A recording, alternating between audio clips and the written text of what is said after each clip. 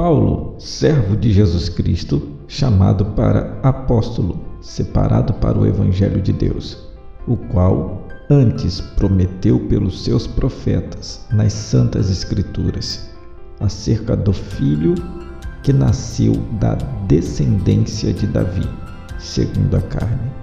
declarado Filho de Deus em poder, segundo o Espírito de santificação, pela ressurreição dos mortos, Jesus Cristo, nosso Senhor, pelo qual recebemos a graça e o apostolado para a obediência da fé entre todas as gentes pelo seu nome, entre os quais sois vós chamado para serdes de Jesus Cristo. Todos os que estáis em Roma, amados de Deus, chamados santo, graça a vós e paz de Deus nosso Pai e de nosso Senhor Jesus Cristo.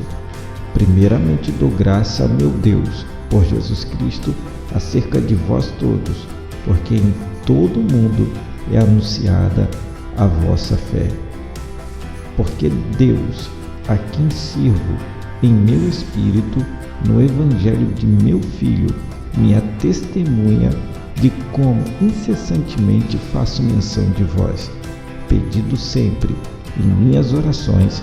que, em algum tempo, pela vontade de Deus,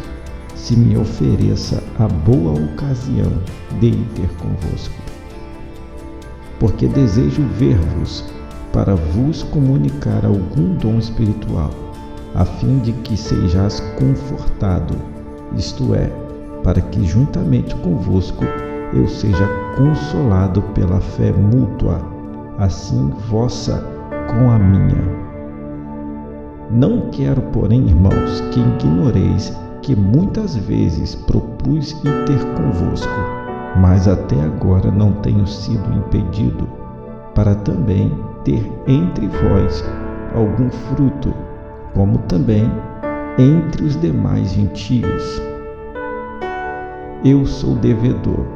tanto a gregos como os bárbaros, tanto os sábios como os ignorantes,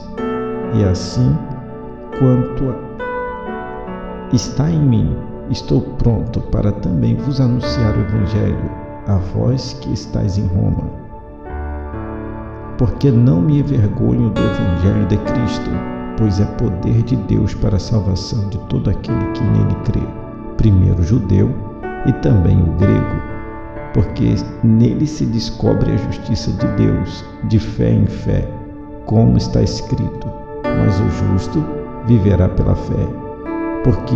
do céu se manifesta a ira de Deus sobre toda impiedade e injustiça dos homens que se detêm a verdade e injustiça, porquanto o que de Deus se pode conhecer, nele se manifesta, porque Deus lhe manifestou. Porque as suas coisas invisíveis, desde a criação do mundo, tanto o seu eterno poder como a sua divindade, se entenderam e claramente se veem pelas coisas que não estão criadas,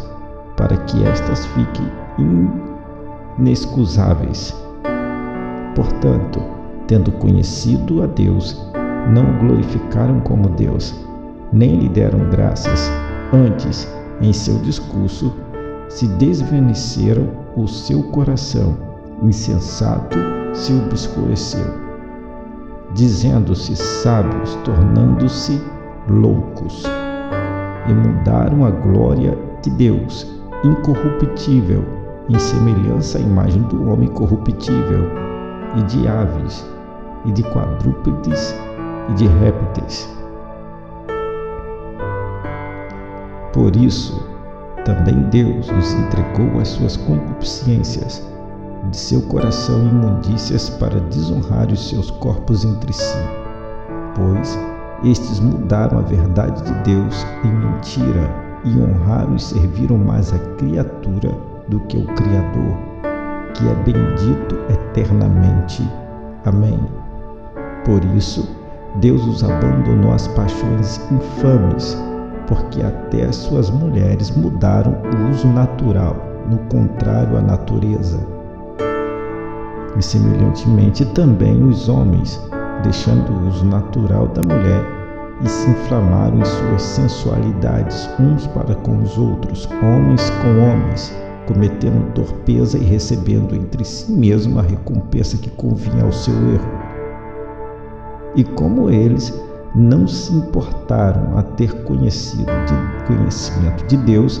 assim Deus os entregou a seus sentimentos perversos para fazerem coisas que não convêm. Estando cheios de toda iniquidade, fornicação, malícia, avareza, maldade, cheios de inveja, homicídios, contenda, engano e malignidade, sendo murmuradores, difamadores, aborrecedores de Deus, injuriadores, soberbos, presunçosos, inventores de males, desobedientes aos pais e às mães, nécios, infiéis, nos contratos sem afeição natural, nécios, infames nos contratos sem afeição natural, irreconciliáveis sem misericórdias, os quais, conhecendo o juízo de Deus, que são dignos de morte, os que tais coisas praticam, não somente as fazem, mas também se agradam dos que as fazem. Romanos, capítulo 1, do versículo 1 até o versículo 32.